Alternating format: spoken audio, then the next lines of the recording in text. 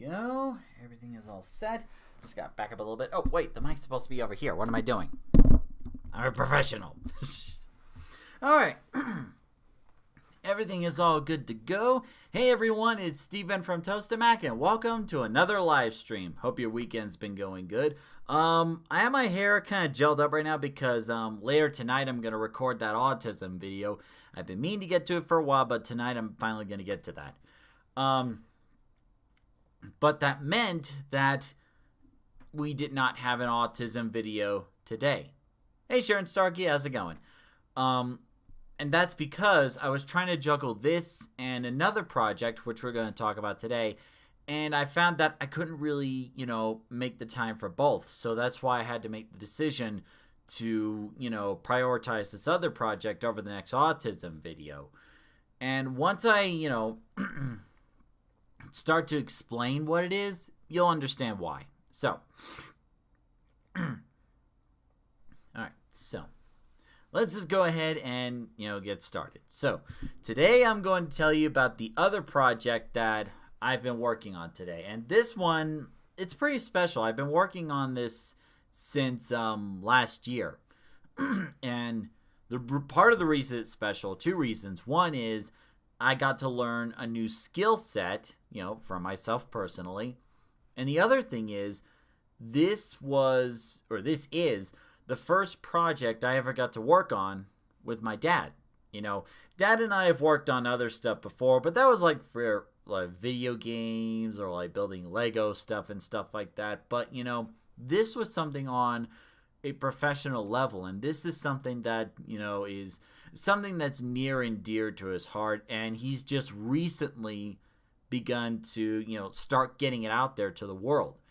It's basically, this is a book series that he has been working on for over a couple decades now. So this isn't like a recent thing.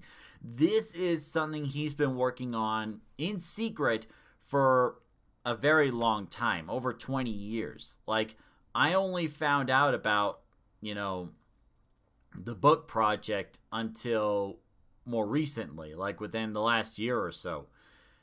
And as he was telling me about this, like we were going into details like what the story is about, what the characters are about, what genre is this, and when I was listening to him talking about this, I could tell that he's put a lot of thought into this over the years.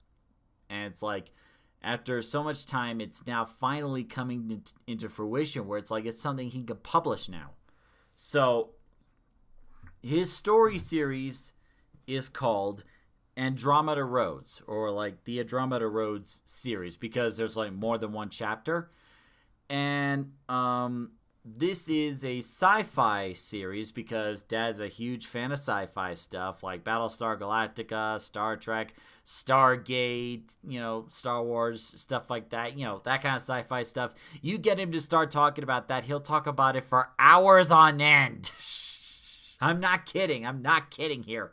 Like Babylon 5, there's also the different Star Trek series, like Stargate Atlantis, you name it. So, with that in mind, it kind of makes sense that, he would go the sci-fi route for his own books. And originally, when he was first getting it out there, he reached out to a certain author, and the book covers this author did were okay, but unfortunately, it was not really getting enough attention. It wasn't making the sales. So what my dad did was he went out, kind of reached out to other authors, sending out other requests, see, who would reach back.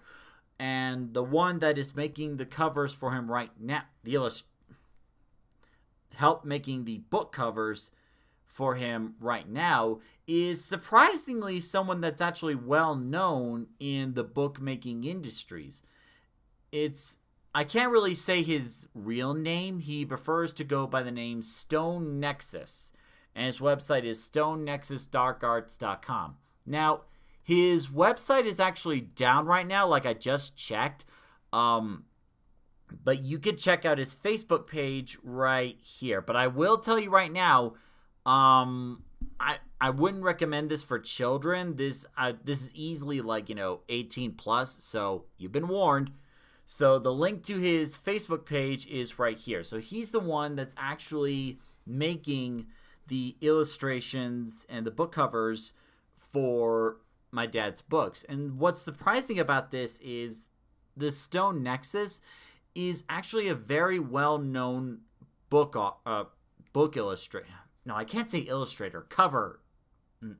Book cover maker. That's what I'm going to say. Is very well known for making book covers. Probably famous, actually. Famous, yeah. And when Dad sent that request, he was honestly not expecting a response. He was thinking, oh, this guy's too big. He probably does a lot of stuff, so he probably wouldn't have time. So he was actually very shocked that he got the response back. And they've been working ever since. Like, Dad and him have been working so well together. Stone Nexus was really able to bring my dad's idea into fruition in terms of, like, making the covers for these books. I know I keep teasing you about it, so, no, there's one more thing I want to tell you about before. So you're probably wondering, how did I get into the picture? Well, Dad and Stone Nexus were talking about this, and Dad actually mentioned that I work on Photoshop stuff, like thumbnails and videos. So they actually brought me in, telling me about, like, what are they working on and what I could bring to the table. So they actually offered me the opportunity to work on some of this. And I'm not just talking about, and I'm talking like the background stuff. I'm talking about the cover design. And that's different from the book cover. Like, the book cover is like the imagery in the background. The cover design is like the placements of the fonts, the size of the fonts, and stuff like that. I'll show you in a bit. So this was a rather unique opportunity for me because, again, I get to work on a project with my dad, but I'm actually working alongside Stone Nexus in a way. Like, we're actually working on this project together. And what are the results? Well, let's take a look. Here we are. The first book is Andromeda Road's Liberation by Mark Mora. Mark Mora is his author name that he went with. So as you can see here, like, the webcam, unfortunately, doesn't really do this enough justice. Like, look how beautiful it is. That's just absolutely gorgeous. Like, and for those that are wondering, this is not AI. Like, I'll just say that right now. This is not AI. Stone Nexus made this background by himself. There's, like, the side right here, and then the back cover right here. Now, this is an earlier version of the hardcover. Dad and I actually just released the updated versions. So the back is no longer the same, and some of the placements are no longer the same. I'll get to that in a bit. So we got to the first book. The first book was published. I helped with, the placement of the fonts and some changes here and there. I'll go over them in details because I really want to show you what goes into this. And what's been happening is we actually got to see results. These books have actually been selling copies. I think one of them also made a very good review on this. So, naturally, with this success, my dad wanted to bring Stone Nexus on board again with the second book, Andromeda Road's Firestorm. Again, the webcam does not do it enough justice. I'm sorry. But, like, this is really gorgeous. Got the side right here, and we got the back right here. The back in particular was quite a bit of work. I'll go into that a little later. So, and again, Stone Nexus really did an amazing job with this. And I'll talking a bit about what my contribution was. And so it wasn't just the hardcovers. We also made the paperbacks, and we also made the ebook images for Amazon Kindle too. So that way there's more than one way to, sell the book, and there's more than one way for readers to get access to it. Now, we also just finished working on the cover for the third book, but I can't show you, not yet. Actually, wait a minute. I just realized. I think it might be on his website already. Oh, it is. Hold up. Actually, it looks like the third one is available. I just don't have it with me right now. So, if you want to take a look at all three of these books, and if you're even interested in buying the books for yourself, check out Mark Morrow's website right here. I highly recommend it because this is a really great story, and it's something that's near and dear to his heart, and I'm just happy to, be a part of it, And more than that, I'm happy that these books are having some level of success, And it's kind of interesting thinking about the word success because, success to one person might mean something different to another person. Some people might think of success as like, oh, selling thousands of copies every single day and living in this big luxurious mansion. Or some people like, take the smaller milestones as like success, But I think the big success here is that, these books are getting noticed and people are buying them. I think that is the big success right there. Like, this book is actually going somewhere. It's actually getting into the reader's hands. People are reading the books and they're liking what they're seeing so far. And this story, from what I understand, is far from over. It's not just these 3 books. There's plenty more books to come, and that's all I'll say. Now then, this has been an enjoyable experience for the most part. But that doesn't mean that it was easy. Not by any means. So now I'm going to switch over screens and then I want to show you what goes into making the book covers. Oh, wrong thing. Much better. Okay, so I have Photoshop open and what we have right here is the hardcover for the first book. Now, it may look easy. I'm going to switch over to Photoshop because so I won't be able to see what the OBS stuff is doing. So, what we have right here, this may look simple, but if you look to the right, you will see all the different layers that go into this. Like the line right here, that was Stone Nexus. The Andromeda Roads Liberation, the wording itself was done by Stone Nexus. Same with the words here, and then these back writings right here, which is for the latest version, is what Dad wrote. So where did I come into the picture? So we made some minor adjustments to the Mark Mora and Andromeda Roads and stuff right here. I think what we did was increase the drop shadow a little bit, and the liberation part right here and here, that was actually done by me. So what we did was we got rid of the drop shadow and chose a more bolder font. Yeah, we chose a more bolder font because if I go right here, this is Agency FB bold. And then if we go right here, this is Agency FB regular. Now, here's something that you'll want to understand. No, that you need to understand about these fonts is that when you are choosing fonts for, publishing a book that you actually want to get out there to sell, the fonts you're using, they have to be usable for commercial purposes. What do I mean by that? So, in terms of copyright stuff, there is a difference between personal use and commercial use. What personal use is, you're just doing this for your own personal enjoyment to share with people, but you're not making money off of it. That is the biggest element, that you're not making money off of it.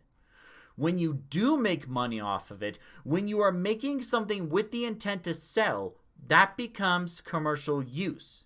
And if you do not, and if you're trying to use items that are meant for personal use as commercial use, then you run into some serious copyright problems, which is very, very bad.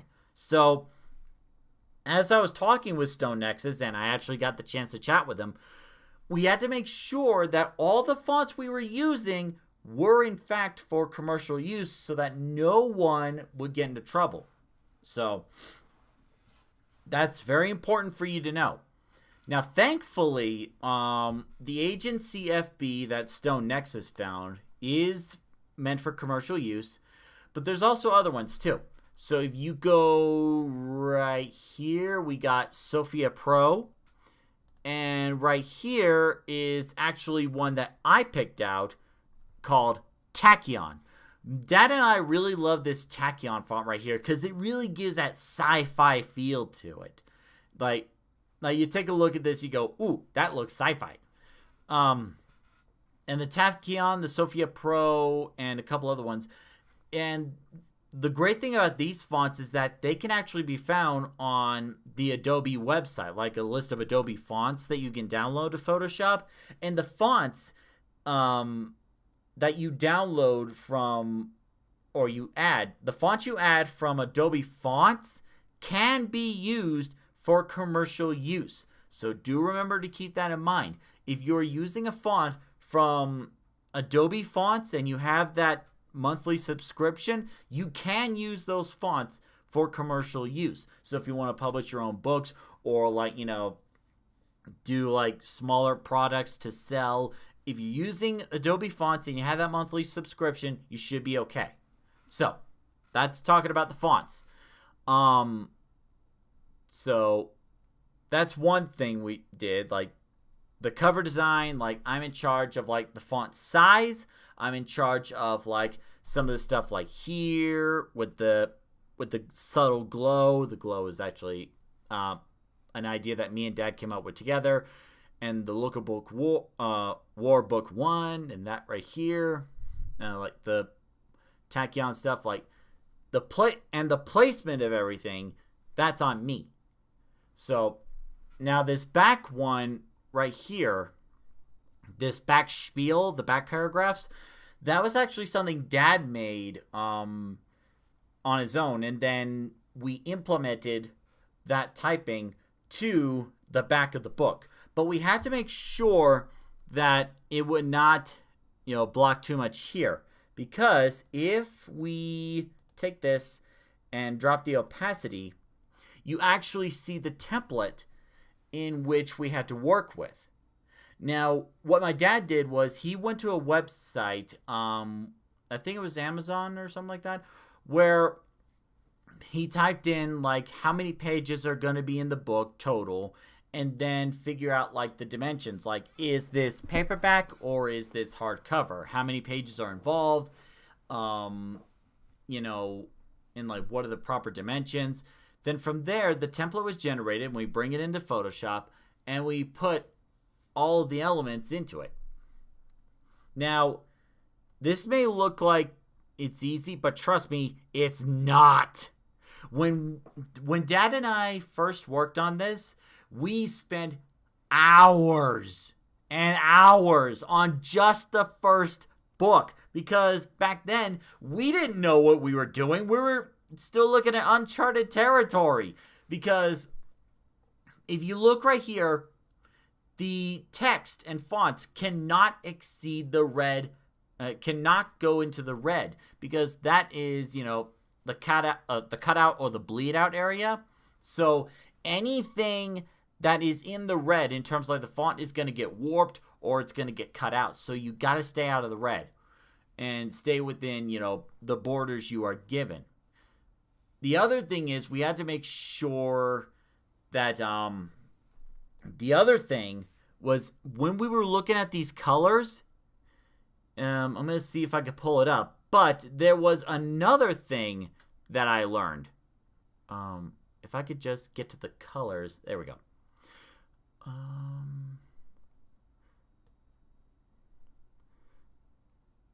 There was another thing that we had to look into, and it's not showing up for whatever reason. Gambit warning. That's it. Gambit warning. So if I go back to the color right here, it's not showing the gamut warnings. Interesting. So, what does gambit warning mean? So, gambit warning is basically warning us about colors that would not print.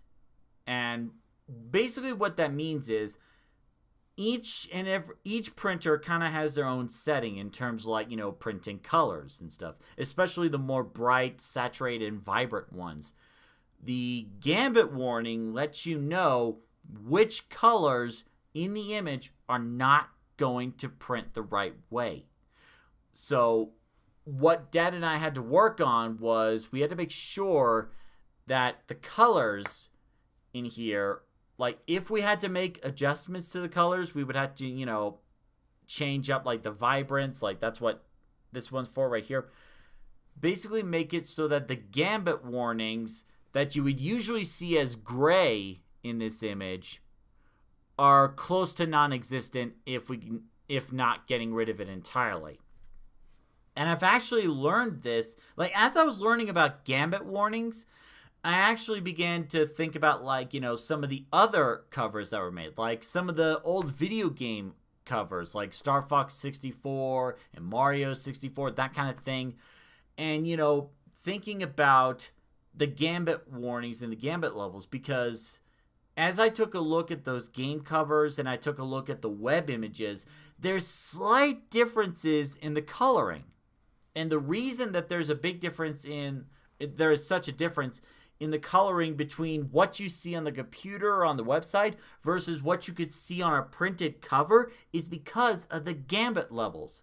If the gambit levels are not right, the colors are not going to print the way you want. They're not going to appear as they do on the web version. They're going to look less saturated. It's going to look like the color was drained from the image, and you don't want that.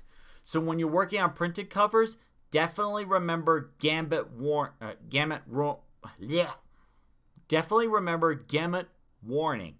That is a big thing to consider, especially when it comes to illustrations like this. So we had to make sure the fonts were where we wanted. We had to make sure the gamut warnings were taken care of.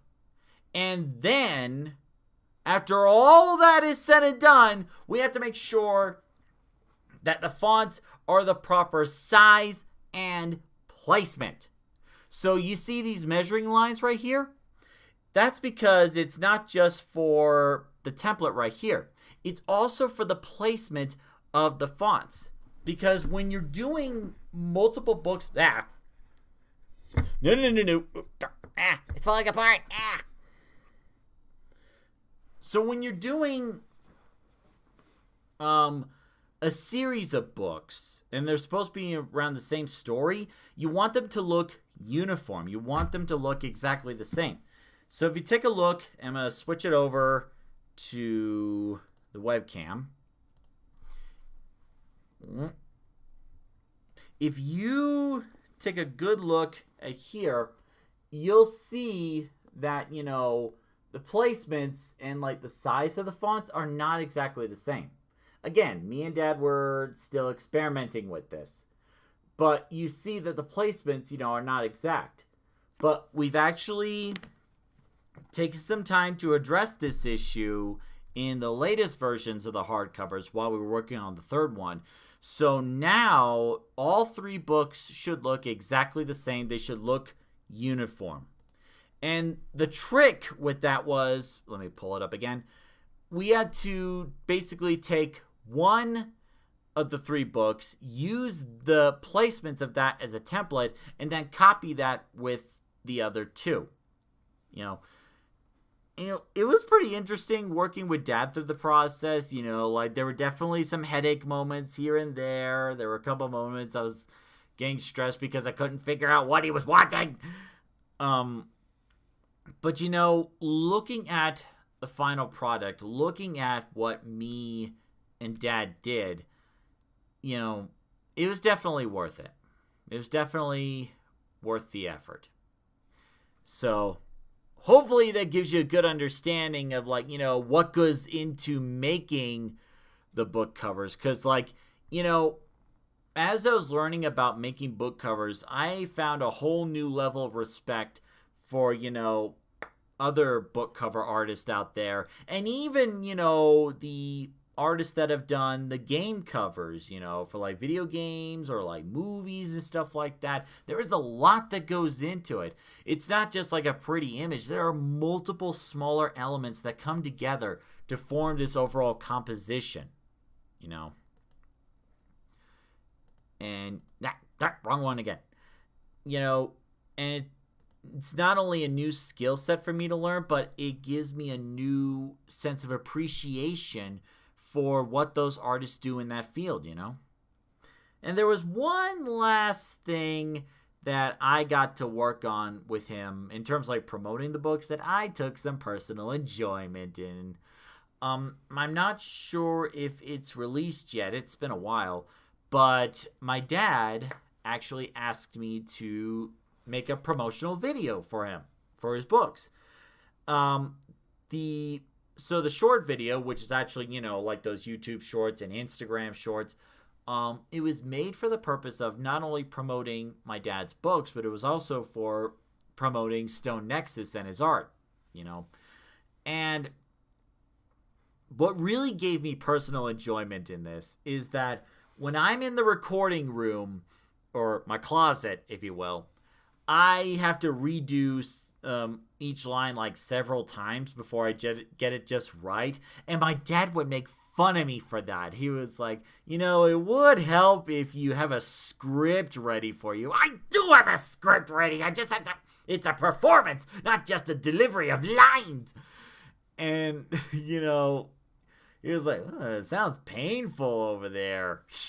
And they'll crack other jokes here and there. So what we had to do with this short video was that we had to get the studio lights up there, to make sure everything's well lit. We also had to make sure had to do it at the right time of day, so that way you could actually see, outside in the background past the window. So right time of day, studio lights, and Dad had to come up with a script that he had to memorize because he was not allowed to look at the script while he was recording. So with this, he finally got a taste of what I have to deal with when I record stuff.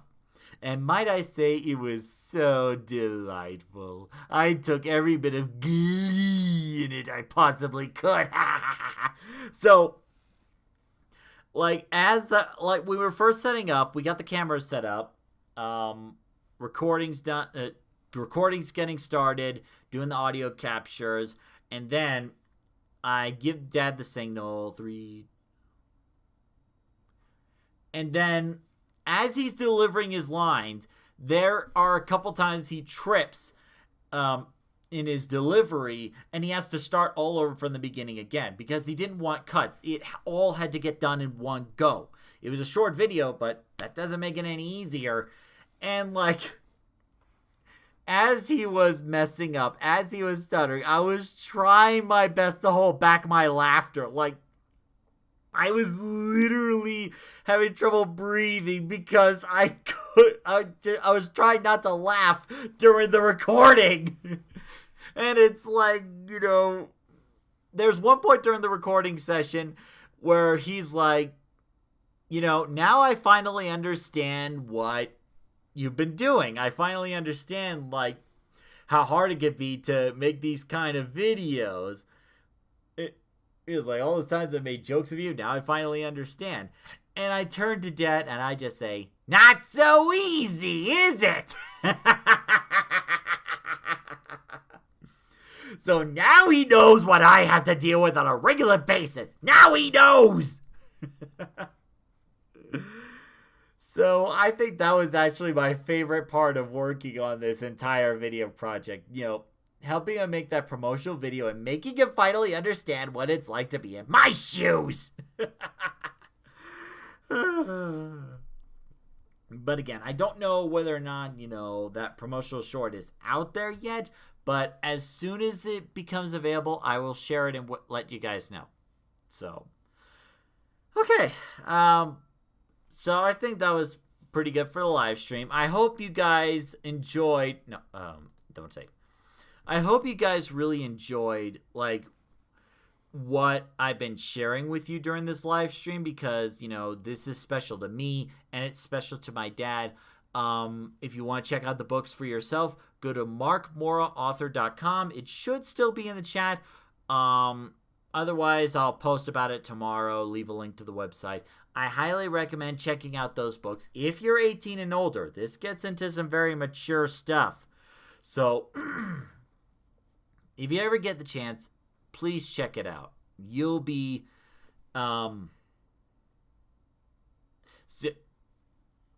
happy that you got the books. That's all I'll say. So, with that, I think it's about time I wrap up this live stream. So, thank you very much for watching this, whether you're watching it live or if you're checking on afterwards. If you like what you see, don't forget to like, subscribe, hit the bell icon, all that good stuff that makes the channel grow. And again, check out Stone Nexus Dark Arts to see more of his illustrations, and check out markmoraauthor.com to check out the Andromeda Roads series for yourself. All right? So, until the next video or live stream, and I'll make sure the autism video is ready to go next week since I don't have anything else to work on. Until the next video or live stream, see you later.